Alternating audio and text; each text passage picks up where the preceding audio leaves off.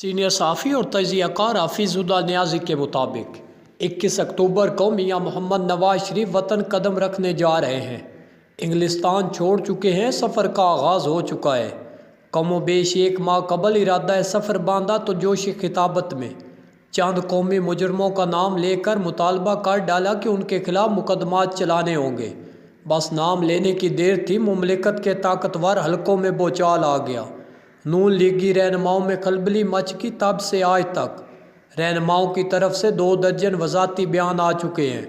تازہ بتازہ بیان سیاسی فہم و فراست سے آ رہی ہمارے دوست اسحاق ڈار کا اعلان: معیشت کی بحالی نواز شریف کا بہترین انتقام ہوگا۔ نہیں معلوم کہ اگر الیکشن ہو بھی گیا، اگر نواز شریف اقتدار میں آ بھی گئے اور اگر معیشت بحال بھی ہو گئی تو بدلہ کس کی مد میں چکتا ہوگا؟ معیشت کی بحالی پر جنرل باجوہ یا جنرل فیض یا ثاقب نثار یا آصف کوسہ یا عمران خان؟ کیا سب سے حساب بے باک ہو پائے گا؟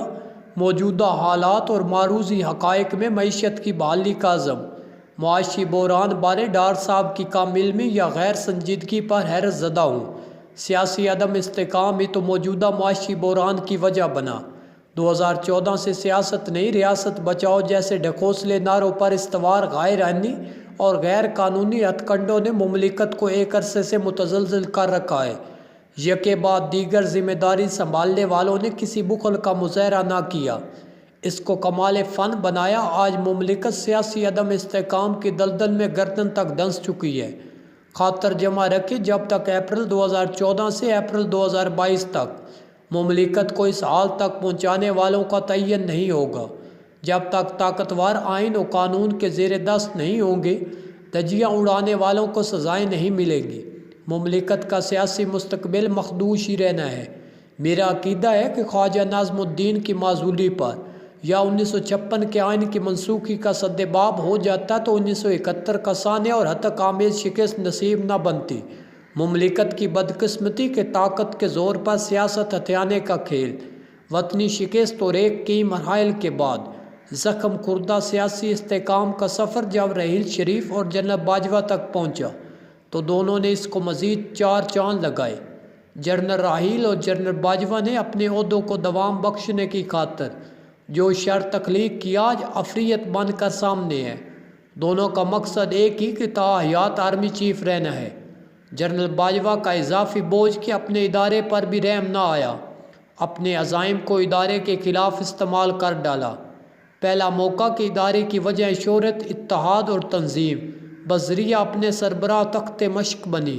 ہمارے ہاں ہمیشہ سے الٹی گنگا بہتی ہے۔ ماضی کریدے تو 70 سال سے مملکت میں سانپ سیڑھی کا کھیل جاری ہے۔ پہلا المیہ طاقت کا سرچشمہ کبھی منتخب حکومت نہ بن پائی۔ بگاڑ کی ساری ذمہ داری ہمیشہ سیاسی حکومت پر، جبکہ اختیارات و احکامات ہمیشہ طاقت کے زیر اثر رہے۔ دوسرا المیہ ہر 8-10 سال بعد مملکت 0 پوائنٹ سے اپنے سیاسی استحکام کی بازیابی کے نئے سفر کا آغاز کرتی ہے۔ اس لحاظ سے 70 سال کے مختصر سفر میں ہم انواع و اقسام کے نظام آزما چکے۔ تیسرا المیہ خواجہ نظم الدین کی معزولی سے لے کر نگران وزیراعظم کاکڑ تک لمبی فہرست میں ایک وزیراعظم بھی نہیں جس کو اقتدار میں لانے کے لیے اسٹیبلشمنٹ میسر نہ ہوئی ہو یا کسی کو ضرورت پڑنے پر گھر بھیجنے میں کبھی کنجوسی نہ دکھائی ہو۔ ایسی اکھاڑ پچھاڑ میں مملکت کا باجا بجتا رہا۔ پردہ سمیع کے پیچھے کاریگر فراخ دلی سے اپنے آپ کو مسیحا، مسلح اور مجدد گردانتے رہے۔ 6 سال میں جنرل باجوہ اور عمران خان دل جمی سے نئی تعیناتی سے پہلے حالات کو جہاں دھکیل گئے، اس کا منطقی انجام آج کی صورتحال ہی تھی۔ دونوں موجودہ آرمی چیف کے لیے کانٹے بو گئے۔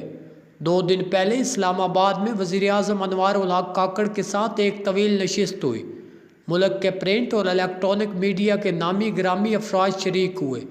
یوں تو میٹنگ آف دا ریکارڈ رکھنے کی فرمائش تھی، بہت کچھ سامنے آ چکا ہے۔